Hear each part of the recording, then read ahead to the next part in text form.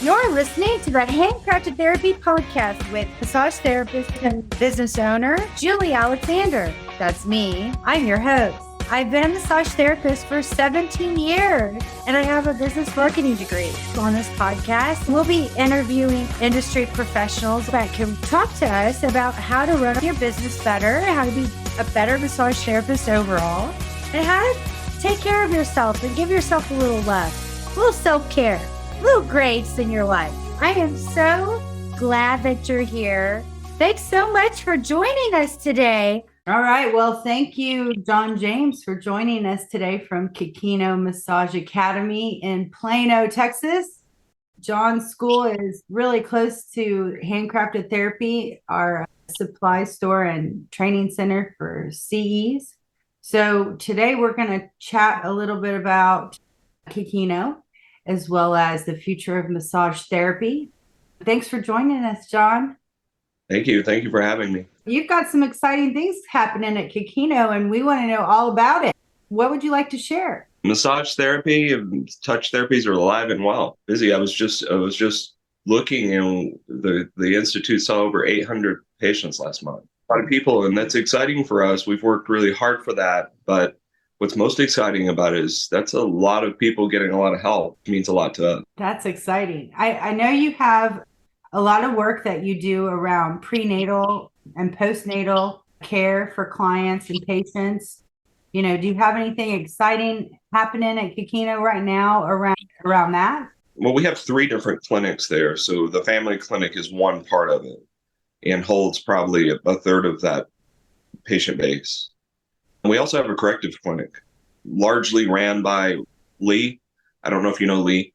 Lee's been a practitioner for a long time. We call him Master Lee, but he was a computer programmer, wasn't happy with that profession, didn't want to work in that profession, was called to work as a body worker, and he is truly a master. But he runs the corrective clinic. And then the third clinic we have is called Finding Zero. It has to do with I don't know if you've ever, I see you with your backdrop of the ocean and you're probably looking for zero, right? Yes. Zero is this space that a lot of people have never experienced, or a lot of people don't really have continuous access to. And Finding Zero is a clinic where we work with the autonomic nervous system, some with the central nervous system and the body in general to create accelerated access to zero. Meaning that in a single visit, we try to get the person to zero out, if you will. Think of zero being the most relaxed you've ever been, the most in moment you've ever been, and 10 being the most stressed. Then we're trying to create zero in session. The other clinic is a family clinic, and all 3 of those have exciting things going on in them. But in the family clinic, I would say the most exciting thing for me, I think rebirthing is probably most exciting. A few years ago, we started playing around with taking babies back to in utero positions. We noticed that babies would tend to take you back. If you were working with them, they would tend to take you back where they struggled the most in birth. And in that position, we put a very light pressure onto the dural tube using our hands. And what happens is they start pushing like they're going to birth again. And so then we took mom's hands. We had her put her hands up like this, and we call it vagina hands, by the way, and have her put her hands up, and we put the baby into her hands softly, and we sit and we go through a series of recurrent cycles where the baby pushes just like the baby's back being born again, and physiologically it creates this profound shift. Then in this case, we've always 100% of the time treated mother first. Sometimes we've even treated the spouse, the partner, the father, whatever. And then lastly, we do this work with the baby, and then we put everybody back together. A lot of times with moms, we'll do skin to skin afterwards, much like you would if you were at a birth. Especially this started with the C-section recovery center, which is part of the family clinic, where we opened that company, and originally we thought we're just going to teach people what it feels like to have adhesions released. And we were very quickly, this opened 15 years ago, we were very quickly surprised that the really missing piece of a birth was that it wasn't a complete biological process. And so we went about asking the question, like, what would it look like to use touch, body work, massage techniques to replicate completion? And we found pretty quickly we could do it. And that there's several things that we would have to do to make that work. We would have to treat mother first, always. Like, I mean, it's not something that we have as an option. Like, if a mom calls and says, I do not want to be treated, we refer her to another clinic. That's how significant that is for us. And then we treat mom, and then we bring mom, spouse, whatever, into the treatment. I think that's pretty exciting. We have a midwife that's joined us that has doing intravaginal in our facility, and that's been really helpful. We've seen another level of healing happening, and so that's really been amazing. And she's also been trained as a body worker at our facility. So I can kind of go on and on. There's a lot. I mean, that's exciting stuff, especially in our profession. You know, we're moving and grooving in massage therapy, and I feel like every time I go to a new conference, you know, I just got back from Phoenix at the AMT National Conference, and, you know, meeting people there and talking to them about where our profession is going is just super exciting. And to know that there's, you know, massage schools like yours that are really on the cutting edge of, you know, the future of massage is exciting. Is it? And I really hope that, like, if there are listeners out there that want to become massage therapists, that they understand that this is a really cool profession to be in. And, you know, if you're wavering whether you should switch careers, or if you're thinking about massage therapy, I would highly encourage just to go to your local massage school. If you're in Plano, come to Kino. Amy and, you know, John's team is excellent. We'll help you answer any questions you have, whether they're legal in nature or logistically. You know, you have a day program and a night program. So I don't want to be the one talking about it, though. I want you to tell us more. Well, you said something. You said this is a really great profession to be in. And I would say that this is a be in profession. This is not a do in profession. Although there's, like, if I decide I want to be a body worker, massage therapist, healer, then there's work to do. Most of it, the profession is found, and the success in the profession is found through being. It has so much to do with how I'm being and who I'm being. If there's breakdowns in my own personal life, my work, things like that, I have to resolve those, no matter how difficult they are on myself or those around me. I have to resolve those things, and it's difficult, but it's a be-in profession. It has to do with who am I being. It doesn't have to do with what I'm doing. And so that's something we teach in our school. I think I don't think anybody else is doing it. I don't know. I don't think so, though. But in our business class, we designed the class over time while I was teaching it, and eventually saw that those classmates needed an opportunity to heal. And we put that in the business class, not in any other class. And so in our third business class, the group works together. We do a group healing with them using body work. And what that looks like is we look for in the room, like what person in the room seems to be struggling the most. And we put them on a table in front of everybody, and we start working with them. Multiple therapists are there, multiple hands. And from there, other tables start popping up. Like, therapists start putting other tables up. We start working on more. And the next thing you know, we have everyone has been worked on, and everybody's been cleared. And we use all of the different ways all of the different technologies or techniques that we know in our building to do that. And so somato emotional release becomes a pretty significant part of that, which is also a very big aspect of our practice. And so we lost my own train of thought. Got so excited. It's incredible to be a part of your team and watch your classes take those journeys, because I've never personally, I've been a massage therapist for 17 years, and I've gotten a couple four-handed massages, but I've never received group massage therapy. Let me be specific. Will you join us next time? Absolutely. I'm looking forward to it. Absolutely. I can follow up after our podcast today and give you some dates, and let's get you there with us. Let's have you join us. Yeah, I would really like that. Definitely. I've seen, how many classes now? 3 of your classes, because I'm teaching for John the business marketing classes. It's just incredible to be in front of your students.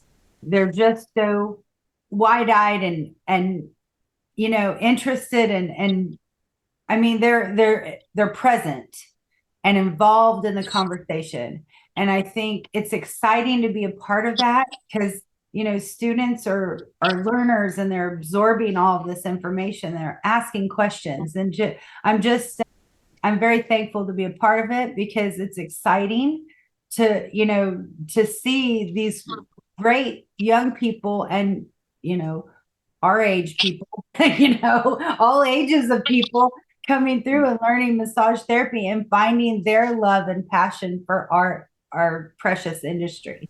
Well, they've enjoyed having you there. They all vote very highly for you. So Yeah. yeah, it's good to have you there. Thank you. We, we've been working really hard to become known locally, and we've been around the school's been there nearly 20 years, and I've been practicing in Plano. In October will be 32 years. And so, but I don't know that we were known, but not like now. Like, we've really tried to narrow who we are, and I think that's made a difference. But we have a new aim that's brewing right now, and that is that we want to become known outside of our area. And not so much because we're going to be recruiting students across the land or anything, which is something we would do. I mean, they're welcome here, but it's more of the ways that we want to affect our profession. Like, we want to be an aspect of the development of the profession. So one of the ways we're doing this in multiple ways, and we're going to get more and more involved. Maybe podcasts can be helpful and things like that. But we are recruiting some teaching from outside of our area. So we have Ami Opal coming from Portland, I believe Portland. Yeah, Oregon. I do know that. And then we have Wilco coming from Denmark. And really, 41 years as a body worker, like 41 years dedicated to body work. That's and awesome. We're so excited to have those people here. They'll both be here in October. And so there's going to be more of that happening as well. And like really kind of calling in all of this wisdom and see if we can't get that to land here. That way we can serve as kind of the hub, we've always thought of ourselves like the mothership in the area where body workers can come to maybe even get their own work done or to take CE credits. Or now we don't have to do that as much now that you're around. So, but we really do want to see this profession expand. Yeah, well, there's enough CEs for all of us because for sure.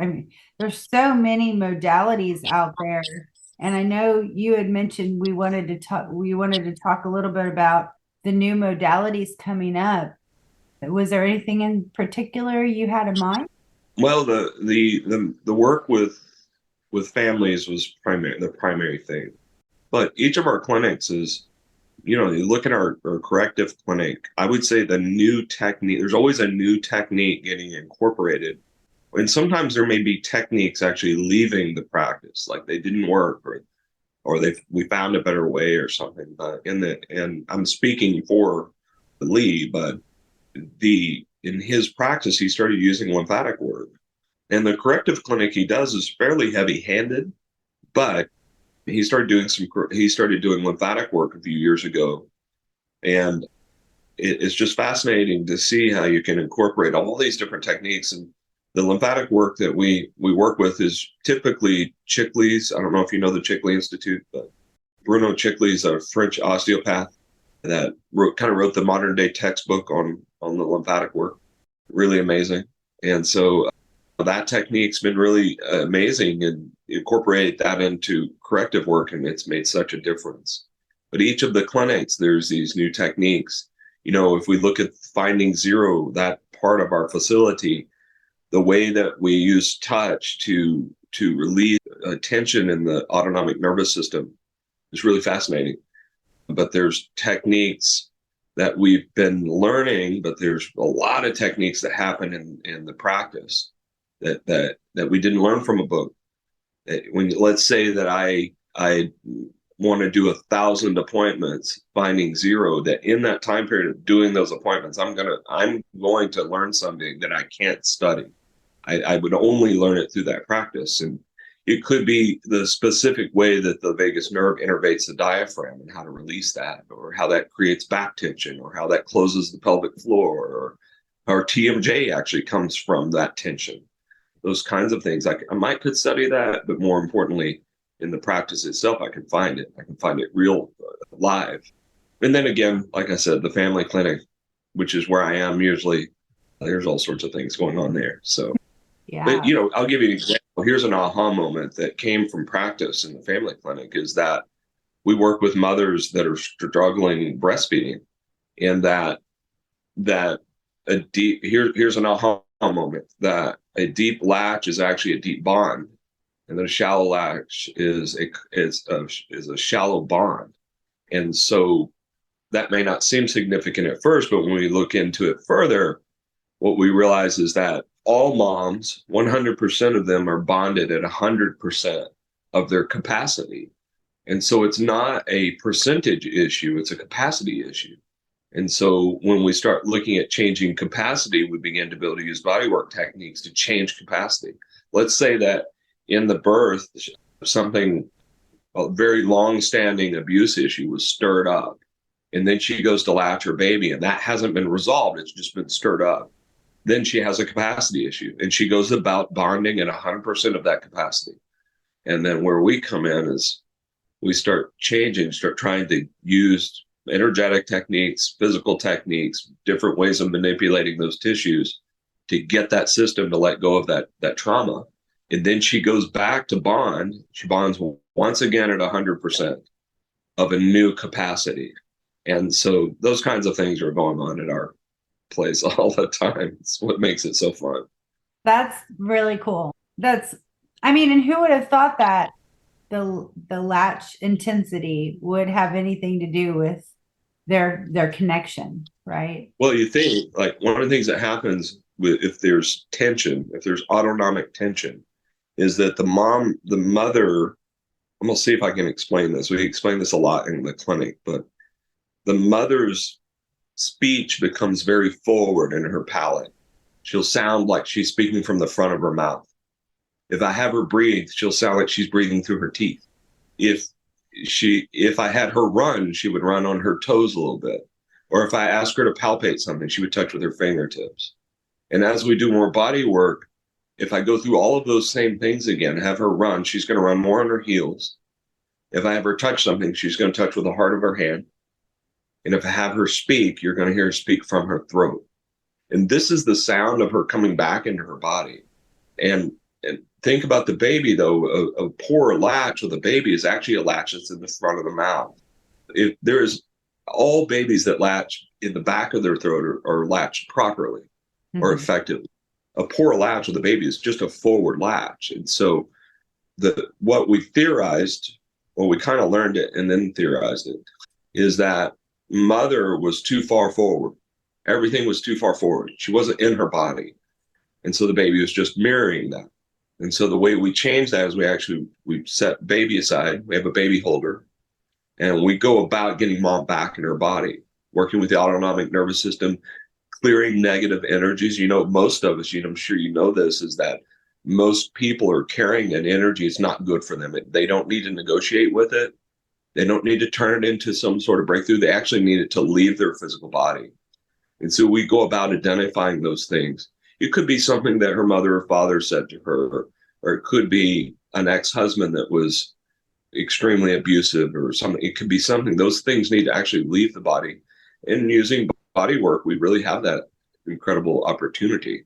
In a lot of instances, we can just have them think about the abuse they suffered, and it'll show us right then in that moment exactly where they're holding. A lot of times it's here or on the left side of their throat, or when we get a chance to actually remove those energies. And then what happens is she's back in her body. The baby begins to mirror this new opportunity. We clear the baby, we put them back together, and we have a deeper bond. and then we have a deeper latch. That's kind of the way that goes. I don't know if any of that made sense. Did that make sense? Yeah.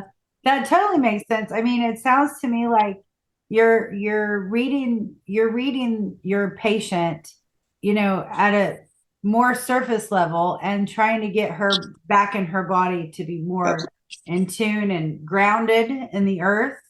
I think a lot of women, we tend to be really airy and up in our heads and not as grounded as much. So it sounds like you're just bringing these women back into their bodies so the baby can attach more to the mom. There's so much in all of this forward shifting. There's so much loss of power, and as they're speaking, they sound fragile and they sound vulnerable.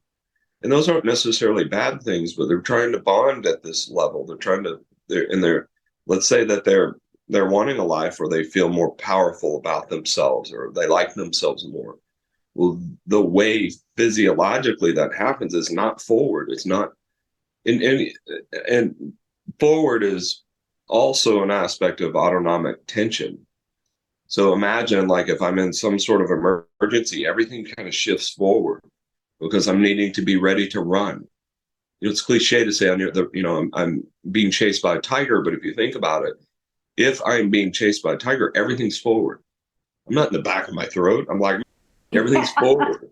Yeah. And I'm running on my toes and everything's forward. And so as we begin to deactivate the emergency that might be there, but often our culture is not actually emergency. Well, yeah, I mean, we all kind of live in fight or flight, right now. And, yeah, absolutely. And so as we begin to relieve all of that, she begins to come back in her body and she sounds different and she sounds more powerful. Beautiful. It's really, and they look at themselves and they look at themselves through a different lens. It's really amazing. Awesome. That's awesome. That's incredible. That's the future of massage though.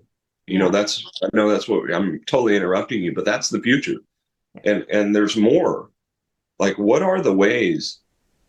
And think about how often when a baby or a young or toddler or child is upset that a mother or father naturally uses touch first. At what point in life do we stop doing that and why? If my little one's upset and I don't know why he's upset, I don't talk to him or diagnose him or get a prescription pad out or run some test on him. I'm like, hey, man, what's going on? Like, I get my hands on him. I start soothing him. Often by the end of the time, he doesn't even remember what's wrong because that's the power of touch. That's what touch does. And so I think we're returning to that. I think there's kind of a touch revolution happening, actually. I do. I think it's like touch revolution. I think that's what we should call it. Like touch revolution. I mean, I think with the pandemic, it definitely took a turn for the worse when it came to touching. All were like, let's not touch anything. We might get sick. Hands off. And, prior to that, there was a revolution in the healthcare field. Not a revolution. It was not a good thing. It was a setback, I believe, that says don't touch anybody because you might get sued. So we have all of these healthcare professionals not touching patients because they're afraid of lawsuits or a suing mentality, which is very unfortunate because I think there is so much knowledge to be gained by just touching someone. I agree. Here's the thing. Maybe our profession can be the profession that continues to hold the ethic of touch, that maybe we don't have to buy into to what I would call the predominant narrative in the culture. Maybe we can go, I don't care what that narrative is. We decline. Mm-hmm. Maybe that's how people are like, well, when they look back 50 years from now, I would love for them to say, it's the massage therapist that didn't accept the narrative, that it's dangerous to touch, or that there's liability there. The fact is around liability is that my liability is exactly the size of how much money I have and how big my insurance policy is. I have no more liability than that. And a good way to prove this is if there's a massage therapist that has zero money and zero insurance, How often do you think they get sued? 0 times in the history of suing. Yeah. They don't get sued. The fact is the liability that we think is actually there is only there reflective of my value. But if I set things up to where a lawsuit can't get to my asset, because that's smart, if I've protected myself properly, which isn't expensive to do, I can do that through an LLC. That way my liability is held at my company, not in my home. And I have insurance, and that's the extent of my liability. And so we should practice. We should put those things in place as body workers. We should have those tools because that's why they're there.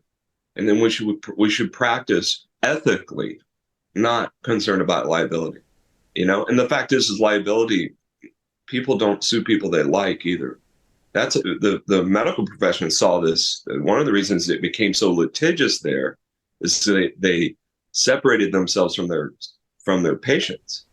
People would go, well, I'm suing him. I didn't even see him, or him or her. She did an operation on me. It didn't go very well. I don't like how it went. I'm like, well, did you like the doctor? I never met the doctor. What? I'm like, no wonder he got sued. And I'm not dogging the medical profession. I'm just like, I don't know. Well, our system is flawed. I mean, obviously it's flawed. The patients aren't happy. The doctors aren't happy. The insurance companies aren't happy. The hospitals and facilities aren't happy. Nobody's happy. So our whole but that's a whole nother thing. Hey, there's some really cool practitioners right now, medical doctors that are stepping into our world, by the way. Let's go with some good news. Yeah. I'm gonna plug one. Dr. Danielle Gamboa in Farmersville, Texas. Still practicing on paper. She was an acupuncturist, medical doctor, osteopath.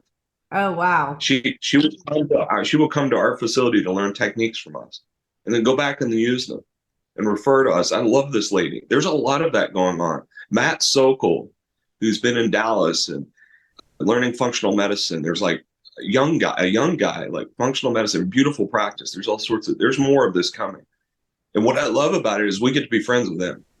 We get to have cell numbers with them. In the past, they wouldn't have given their cell phone number out because there was some sort of transactional hierarchy that had been made up about that we were somehow under them. And that's not true. That's not true. It wasn't true then. It's not true now. And that's actually changing. That's exciting. Really exciting. Yeah, absolutely. Because, I think most massage therapists want to be considered as professional healthcare practitioners. And we are. I think there's, just like in any profession, there's people that flaw our name or, make us look bad. But, I'm happy to hear that we're going in the right direction in that capacity, because I think the world needs us. Yeah, me too. Badly. Can I ask you a question? What do you think's going poorly? Like, what is it we need to watch for? Or do you have an answer? I believe that I think we need better control over people that are practicing massage therapy without a license. I also am concerned about the fact that there's a lot of places that use massage therapy in our industry as a place where they can do illegal activity, whether it be sexual in nature or, human trafficking. That's what concerns me in our profession, is that concerns me as well. But that's nothing. It's nothing new. The more we expand our part of our profession, the more distinctly different that part looks. And so laws are helpful. Sting operations to bust those folks, I'm sure that's helpful. But the most important thing is that we create distinguishing characteristics from us to them. Mm-hmm. And that when we look at them, they look distinctly different. I think that's important. That's good. Those are good answers. Thank you. Well, and I think as medical professionals, like the doctor you mentioned, come into our profession and see how important and valid our work is, I hope that leads us to some really evidence-based medical research for massage. when I first got into this profession, the first AMTA national conference I went to was in Raleigh, North Carolina. And we took a little detour to go visit Duke University and their research lab there. And they had an anonymous donor that donated lots and lots of money. And they had this beautiful facility where they did massage therapy research as well as yoga and breathing techniques and meditation. I mean, it was a gorgeous campus. This whole spa was in the middle of Duke University, and they're doing all this medical research on meditation. And they have a walk, a little meditation walk and a rock garden and stuff. And I was just thrilled to see that. As a new practitioner, that just blew my mind. That's cool. Yeah. Yeah, I didn't even know that existed. I'm going to be looking that up. That's amazing. Yeah, that's been a few years ago, but I've not looked it up since then. But I was pretty impressed by that. So if our listeners are near Duke University, I highly recommend looking into that facility and let us know if you are in that area and know anything else about that. Leave us a comment. The research being done, or it's probably more has been done regarding the lymphatic system and how it works. And I'm not going to explain what they found out because I haven't read it in a while, and I'm afraid I'll say it completely wrong. But it has to do with how the lymphatic system cleans the brain at night.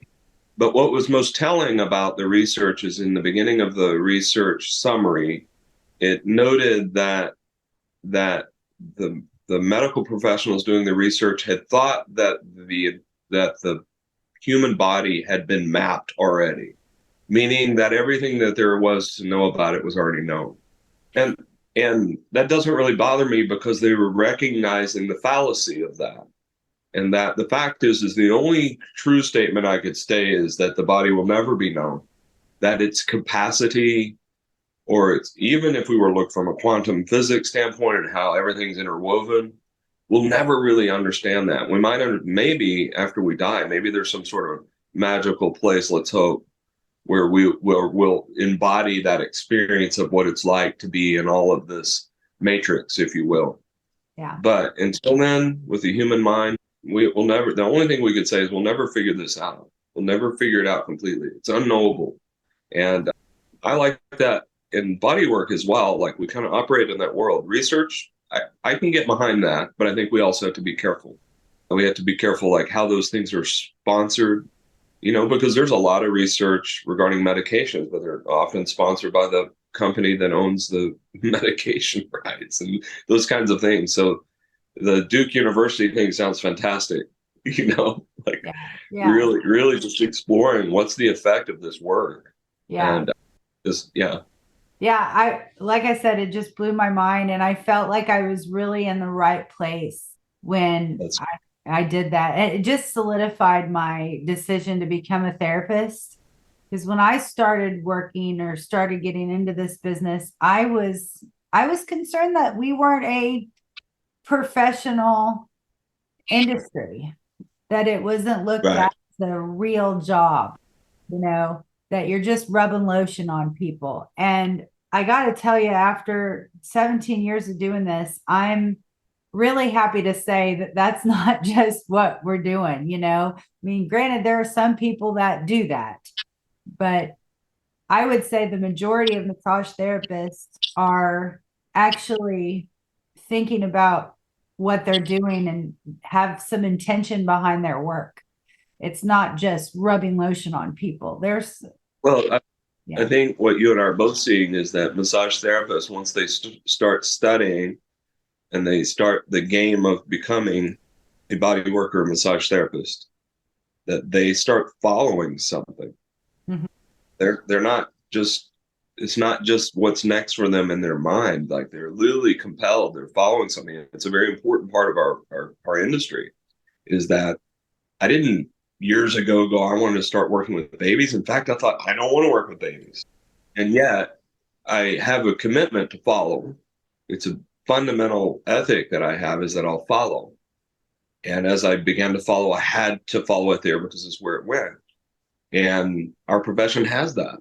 And especially like if you look at someone like you, once you've done maybe 10,000 appointments, which I'm sure you've done, I think so. there was probably some pretty magical following going on at that point. Things you notice, patterns you notice, and although that's not formal research, that is really important information. And so when we go to research, I also hope that we won't lose that, because that's really where the most valuable information. So yeah, I completely agree. I mean, it's incredible to watch. When I first started working, I worked for somebody else. Most of us come out of the massage school and go, let's work for somebody else for a little bit. Some people go off and do their own thing right away, but I felt like I needed to learn a little more about the business behind massage before I started my own business. So I worked for a couple different places before I went off and started my own thing. And what I was craving when I worked for somebody else was two things. One was that ability to follow somebody's journey. They're my client, right? So follow somebody's journey through their healing path, right? And then the second thing was to call them my client. They are my client. And if I worked for somebody else, I didn't really consider them my person. It was the patient of somebody that I worked for rather than my own. And now that I work for myself, I consider these are my people. They are under my charge. I've watched their path and I learn about my clients. And I'm sure you've done the same thing over your 30 plus years of working with people, is that you've watched their life journey and you know about them. I mean, I talk to my clients about their life because their body is a reflection of that. And whatever's going on in their journey, it comes out in their body, whether they want to tell me or not, Yeah.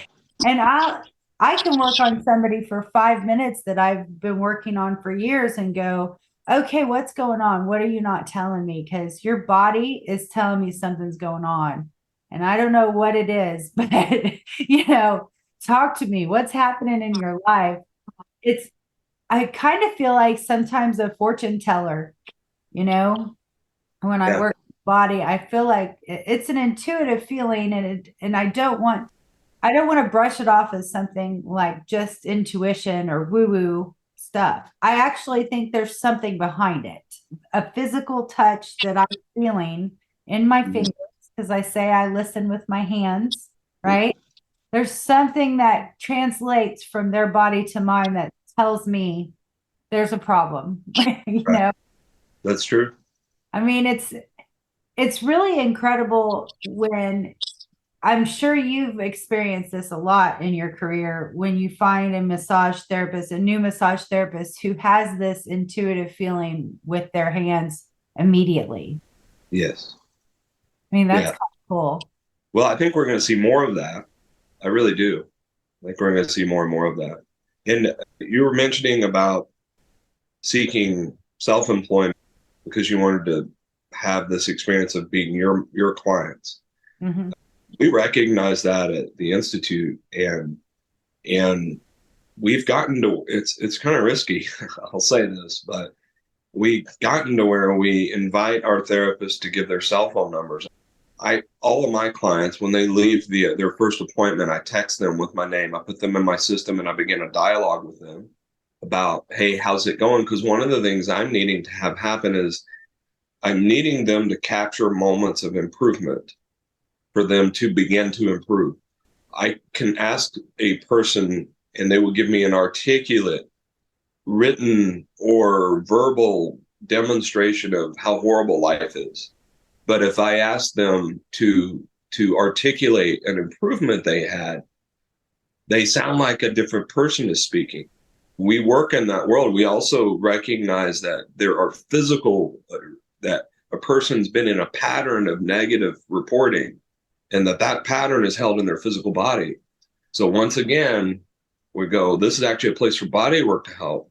So when we listen to them, we're listening for where to work. We're listening. And it requires our therapists to be able to connect with people outside. And sure, maybe they can build an entire private practice at Kino and leave. And that's a risk that we're gonna have to take. And the fact is sometimes maybe that's exactly what they need to do, is build a practice and leave and go spread their wings somewhere else and do some really good work somewhere else. But it's for us to be able to deliver on the promises we're making with patients, we have to do it that way. We're not able to do it. And I want to say this because she came to my mind. In January 20th, which was a Monday of 1992, I treated a lady named Loretta Eller, and she wouldn't mind me saying this, but I see her usually twice a week now. That's so January 20th of 2024, I've been treating her for 32 years. She will be 89 in September. Now that she'll probably be mad about. But I told her age. I have one. She's one of my best friends, and I don't have a lot of interaction with her outside of the clinic. There's some texting stuff, but she hates texting. So, but I have been there. We've been there through all sorts of things. Many years ago, I had a niece that was killed in a car accident. She was there. She was there the day the phone call came in. Aww. She was there. Like I share those kinds of things with her. Like it's really incredible. It's incredible. And I have made a commitment, and they made a financial arrangement with me years ago to treat her throughout her entire life. And it looks like she's going to live forever, so I'm going to lose that gamble. But it offers a good joke for us as she continues to use her endless number of massages that she purchased years ago. But that is a part of our profession that's really important. And I think the medical profession has that as well. They have general practitioners or internal medicine folks that have spent years with people. And that's important. They've had that right for a long time. But as a body worker, it's amazing. I mean, when I first met her, she was my age. Like she was like maybe a little older than me, late 50s. I mean, seriously, it's incredible to spend that much time. I mean, I always joke that I'm going to do her eulogy for her. And there being some sort of joke about that I had seen her with her clothes off more than anyone or something. I probably shouldn't have, but she thought it was fun. Well, that's the future of massage. Absolutely. I agree. I think as therapists, we have to have a trust, and as business owners, there's a trust there that we need to have on our therapists and with our clients and with our employees that not all spas have, not all clinics have this trust. A lot of clinics will hide their patient information from their therapists. And I'm really glad to hear that you have this open policy of your therapists being able to have the client's numbers, because I think that shows how much you trust not only your therapist, but you trust your clients. And you've established this really successful business that allows that to happen. And that says a lot about you. Because what I'm being challenged to trust, and I'll say it this way because it sounds like that I trust and I just trust easily, and I don't. What I have been coached to trust is process. That there's so much in the world like we just don't know. But one of the things we know is everything's always in process, and that we just trust process, and that people. I mean, I don't come by this easily, man. Just full disclosure, like I really wrestle with this to just allow, once the bones of this operation were set up, painstakingly, to then just step aside and trust process. Trust that people will come in, and that some of them will stay, and some of them need to leave. They literally need to leave. It's not that it didn't work out. Like they don't belong there. They didn't need to be there. And the more mental noise I put around it, the more dysfunctional it gets. And I've done it that way. And I'm embarrassed to say I've done it that way, but I've done it that way. And now what I realize is that people come and go. And people will come in and they belong there fully, and then they'll leave there because they no longer belong there. I think of Eckhart Tolle's book, The Power of Now. And it's very much in chapter 8, that chapter is about relationship. And it's very much about that, about how the people will come together and just very naturally just separate. And if there's not a lot of noise mentally put around that, it's beautiful. It's beautiful that things could come together and then very naturally separate.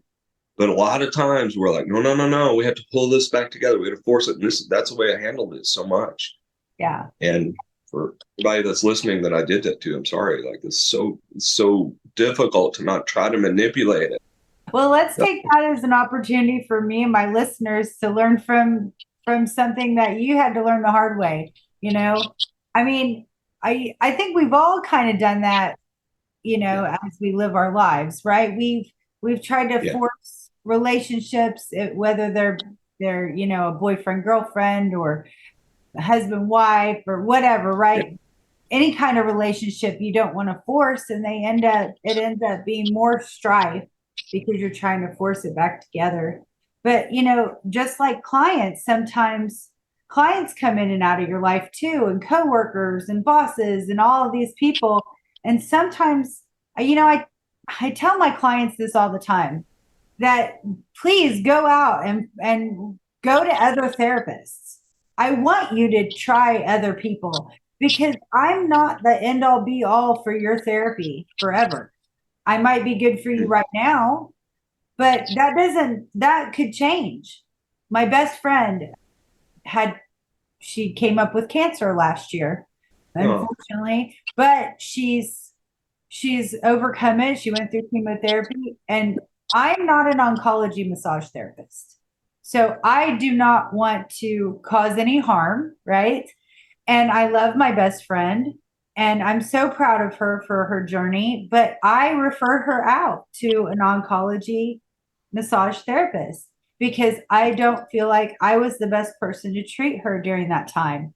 She's made it. She's come out free and clear. She's cancer free now. So yay. But congratulations. But I think as therapists, we have to understand that this is where we're at, right? This is who we are. And it's totally fine to lean on our other professionals in our industry for things that we are not, passionate about, or we don't know enough about to be able to help that person. Yeah. We've wanted to do that.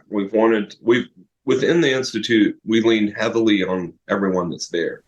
But as we become more global, if you will, we're wanting to, along with that, see ourselves leaning on people outside of our facility. And so it required a couple of things. One is it required for us to be financially stable. And so that did not come easily at all. And it's been so hard to get financially stable. And then COVID happened, and that was very destabilizing. The good news is that it was also like running a double marathon or something. It was good exercise. It was good training. We're tougher, we're smarter, we're more lean, we're like all the things. So there was a good aspect to it. But we've had to become financially stable to entertain the idea of then spreading our wings and just as a regular practice, looking outside of our practice to help other therapists and to get people where they needed to be. It also requires us to have the right fee structure. If our master level, so we have students, and then we have extended students, and then we have graduate interns, and then we move to generalist, resident, advanced, and master level therapists. All of those those are all different levels. The first one starts at $40 an hour, and the other one is $200 and up. And our industry needs to take note of that if we want to help the profession as a whole, if you have more experience, you have to charge more. If you're in a rural area, the rules change. Absolutely. It has to be reflective of the community you're in. Otherwise, it's disrespectful. And so I'm not saying park yourself out in the middle of nowhere in East Texas and charge $200 an hour. I am not saying that. What I am saying is that the better you get, the more expensive you get, the more you're going to help our profession. That's really important. So that we can call all these students in that need to be trained. We can get them into the market and we can help them. Because the fact is as the touch revolution develops, I would say that if the 100% is what we're looking for, we're at probably 35. So it's developed about 35%. I think in the next year, about 50% of the movement will have done. And once it really hits, we don't have enough massage therapists. We don't. There's not going to be enough. Because if you look at the population numbers, and if we were to just assume 40 or 45% of them have some sort of regular contact with a body worker, we're way underpopulated in our profession. And that's the future of massage therapy. That's where we're headed. And you can look at the numbers. Now, are we making it up and speculating? Yes, absolutely. But we've been speculating where this is going to go for years, and we're usually right. And the reason is we're in the profession. Something that I want to bring up, I don't want us to skip, because I'm curious what you think about it. The change in the state test. Do you know about this?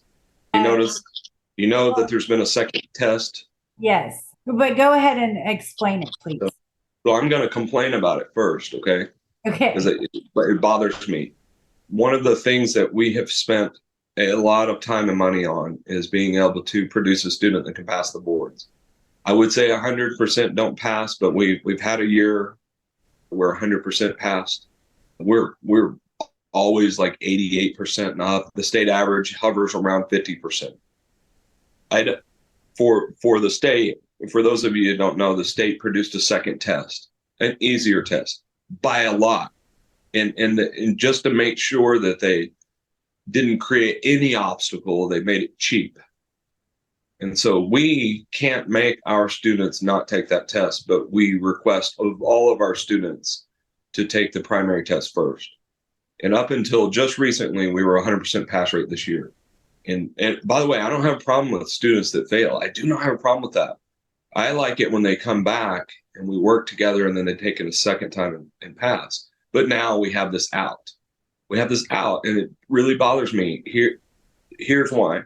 If our pass rate is as high as it is, it pretty much guarantees that we're one of the 5 highest in the state, maybe even nationwide.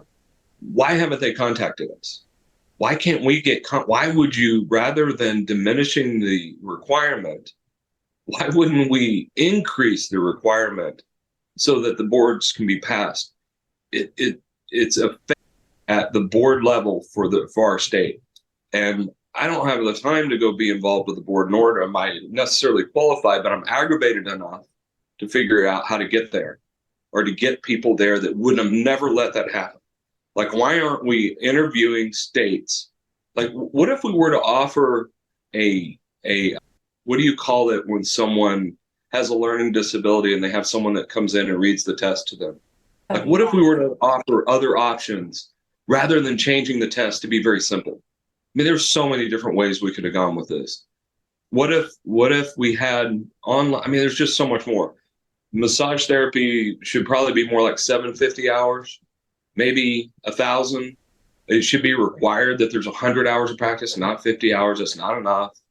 You can ask anyone that did the 100-hour program, how much did you change in the second 50 hours? And they can't even explain it. It was so much.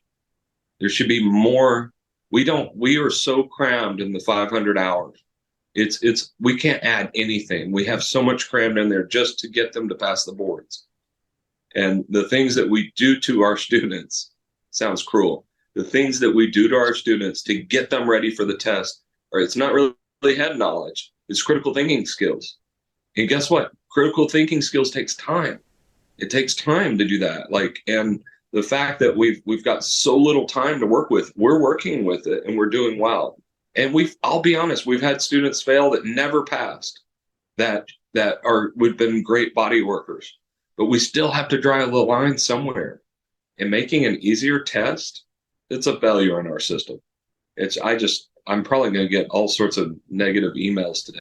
Well, I mean, I think you've made some valid points. I mean, as a massage academy owner, I mean, it's obviously critical to your business, this whole idea. I agree with you. I think it's devaluing our license when you do something like that, for sure. It devalues us as healthcare professionals when you make a test a lot easier. Frankly, it just encourages bad behavior, when you lower the standard. I mean, it's kind of similar to what we talk about in schools, where, you have these gifted students and they're doing very well. And then there's these students that aren't doing as well and need some extra care and attention. And, all of a sudden these gifted students are bored and sitting in the corner on their phones or whatever because the instructor's taking all the time with the students that need more time. So do you up your curriculum or do you lower your curriculum based on what's going on in your classroom? I don't know. I don't know the answer to that, but I can understand. There's so many possibilities. One is that we could do I have no idea what I'm talking about, by the way. So we could do a test that's live. You can offer a live option. It would be an expensive option so that you could afford to do it. So there could be other ways around it. I am not a traditional learning person at all. Like trade school is really important for me. College was hard. Our reading comprehension is really high. My reading speed is really low. Like I really struggle in those areas. So school in general has been difficult for me. So giving other avenues. Think about midwives, that you could be a nurse midwife or you could be a student midwife. So I could become a student. I would still have to pass the boards, but there could be different ways to learn. We could honor the diversity that is there without diminishing the requirement. Failure, absolutely. So you and we're going to be board members. Let's do it. But I got to get my business financially stable like yours right now. I mean, we've only been open 3 months and oh boy, it's a struggle. How can we help? You guys are already helping me, but we can talk a little more about it after this podcast is over. How can everyone help? Since you're live here, just everyone needs to show up or buy something, right? Yeah, I mean, we're having some trouble. Some of the classes aren't taking. And, we're new. We're still getting the word out there that so, if people can come into the store, that's great. If they can't come in, they can go on our website and maybe check out what we've got and order something, give us a try and see if you like our products. And where do you make your money? Where is your money primarily made in CE credits? So we have 3 sources of income. We have our retail products, our training, our CEs, and then we have rental rooms that we not only do I rent out the massage rooms, but I also rent out the training center. So we're getting ready to ramp up to try to promote our training center as a space for your holiday party because, we're getting into that season pretty soon. So I'm hoping small businesses would come and celebrate their holidays at our facility. So yeah, those are our 3 sources of income are the rentals, the retail, and the training center. I think training is going to be the one that brings in the most money. Yeah. Actually. Yeah. And, I'm working with some pretty big companies right now to come in for next year. I've talked to the anatomy trains people. I've been working with Upledger and James Wislowski and some of these big name companies that are out there, and I'm hoping to bring them into our facility. I teach the meta cupping class under ACE cupping, and I'm doing some self-care classes too. We're doing painting and, meditation and yoga and that kind of stuff as well for the non-massage therapist. But thanks for asking that question. How many massage tables can you have in your training facility? It's about 1,000 square feet, a little more than that. So I would say about 10 to 12. 10's real comfortable. If you 10 tables? Yeah, 10 tables. If you want to pack the house, 20 students. That's a pretty packed house. If you want to really pack it in, you can put 12 tables. But yeah, full capacity, I would say 10 tables plus a table for the instructor is about all we can. I have some ideas. We need to talk. Okay. That's exciting. Yeah. I love it. We got some things going on. There's some overlap here that's not necessary because CE credits is not how we make our money. We use CE credits as a way to deliver effectively on a promise we make to students. And the promise we make to students is that they will graduate and they'll pass. We'll put everything into that and that they'll know how to interact in the business world. They'll know how to interact with their gift that's been surfaced in our facility. And that's who we are. CE credits are an aspect of that promise. And so there's a variety of different ways that we could work with that. And the only reason this is worth talking about is if it's a massage therapist listening, that these are good things to think about as businesses. You can have multiple avenue streams of income, and sometimes that can be good, but you could have one stream of income and the rest of, I don't know if you know what a loss leader is, probably do. Yeah. And the rest, like CE credits for us is a loss leader. Yeah. I don't know that we take a loss on it, but close. Yeah. And what happens with that is we're using it in some other way. It has more value to us to use it as a loss leader than it does to use it as a way for me to staff for it to make money on it. I don't want to staff for it to make money on it. I don't want to divert from our other areas like education. And so I would love to talk to you about that. And we probably should do that offline. Yeah. Yeah. Well, it's exciting to me to have a partner like you guys, because I think we are very copacetic. I mean, I don't want to be a massage school at all. I want to send everybody I can to you guys. And I want to be the retail CE provider, maybe short-term rental massage school or massage rooms for your students. So it's nice to have this relationship. And I want to get more people in massage school, because I think you're absolutely right. As we talk about the future of massage, we're already in the hole. We already need more massage therapists. And I feel like this industry is so undervalued in public society. I don't think people realize how amazing it is to be in this profession, and how calming and peaceful and wonderful it feels to be a massage therapist, Yeah. I think one of the things that you and I need to do is to get people to start saying something. And that is, have you tried massage before you try something invasive? And so really the statement is, have you tried massage? Have you tried body work? Have you thought about trying body work? Have you thought about, or who is your body worker? Not, do you have a body worker? Who's your body worker?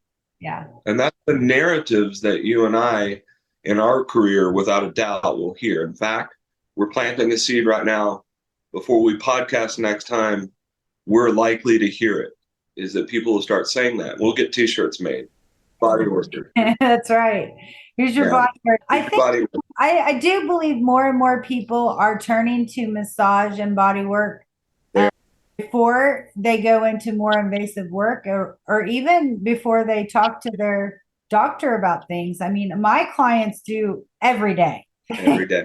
I have one lady, and I almost don't want to encourage this behavior, but she always calls me Dr. Julie. I'm going to talk to Dr. Julie before I go to my doctor, because she wants me to touch it and feel it and see, do I need more medical care than just a massage? And I'm not saying just a massage to negate my work, but sometimes things are out of my scope, as you know, and you have to know where that line is, because people will ask you, what do I do with this ankle? It hurts. Do I need to go to the doctor, or is this something that, you can work on?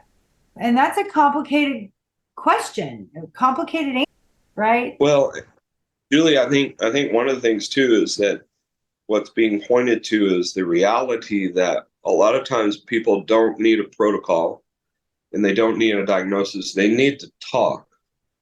They need a conversation about something to see if what they're experiencing is worth worrying about. Mm-hmm. And that a lot of the medical profession doesn't allow for that, because they skip that part of the transaction and they move straight to protocol. And that's not, it's out of order. It's out of order for the way things work effectively. And so we end up in a very ineffective situation. So that's the reason you and I have people I recently had someone contact me with a rather large goiter, like you could see it across the room, on her thyroid. Mm-hmm. You contacted me and we talked, and yes, we worked on her, and yes, we referred her somewhere. But she wanted that conversation first because she feels unsafe starting in the medical profession. And the nice thing about us is we want our people to be okay. So we're going to be careful with them. So why not have a conversation with us first? Yeah. Do I need more diagnostic skills? No. I need to look and go, is there anything we can do here? And do I need to employ the help of somebody that is diagnostic minded? Yeah. I don't need to learn more about diagnosis. I don't know that the medical profession needs to learn more about how to do body work. They just need to know it exists, and that's the way it would go back and forth, because you and I are both, we're always protecting our client. Of course. I don't want her to have a problem I love for things to heal naturally. I do. But I'm not a fool. I want to make sure that medical profession is used in a very effective way. Yeah. C-sections are an example. People think I'm anti-C-section. It's not true. It's been used indiscriminately. Right. I'm not antibiotic. I used to be, but I'm not. I know that the indiscriminate use of it is where the danger is. Yeah. And maybe indiscriminate use of body work is dangerous too. Maybe what we're pointing the light at here is the indiscriminate use of anything as being the only thing needed is probably false. And we should all be careful there. That's a very good point. That's a very good point. I think if anybody heard anything from this podcast, they definitely need to listen to that again. So hit the rewind button if you need to right now. Yeah, that's a good. John, I don't want to go too long over an hour with this, because generally we lose listeners if we talk too long. We've covered a lot of ground today. Anything else you want to add or talk about before we wrap it up? No, I think we're good. I think we did a lot today. Yeah. I think we're in good shape. One of the things that I think what I will say is notice the value of conversation. Notice how we show up. We didn't have a script or a plan, and we just kind of talk things out. I invite the body workers of the world and to just do a lot of that. Spend a lot of time, get your groups together and hang out and talk. Yeah. Yeah, that's a really good point. We're hosting the first AMTA Dallas region event September 7th at 9 a.m. at my retail store and training center. And, whether it's the AMTA or ABMP or any of our professional organizations, or even if it's just a small little meetup group for massage therapists, I want to reiterate John's statement and get together with other therapists and talk about what you're going through, whether it's business challenges or if you're having some questions about how to treat something or somebody on your, we're in this profession together and we can help each other out. And I think it's invaluable to find good networking groups of massage therapists out there. So yeah, let's rock and roll. Thank you. Of course. Thank you, John. Yes, thank you. Thank you so much for joining me on the Handcrafted Therapy Podcast. I would love to hear from you. You can email us at podcast@handcraftedtherapy.com, or you can come by the store. It's at 3303 North Central Expressway, suite number 240 in Plano, Texas, 75023. Or you can connect with me on social, Instagram, Facebook, #Handcrafted Therapy. I'm Julie Alexander, and I wish you a very happy and healthy day.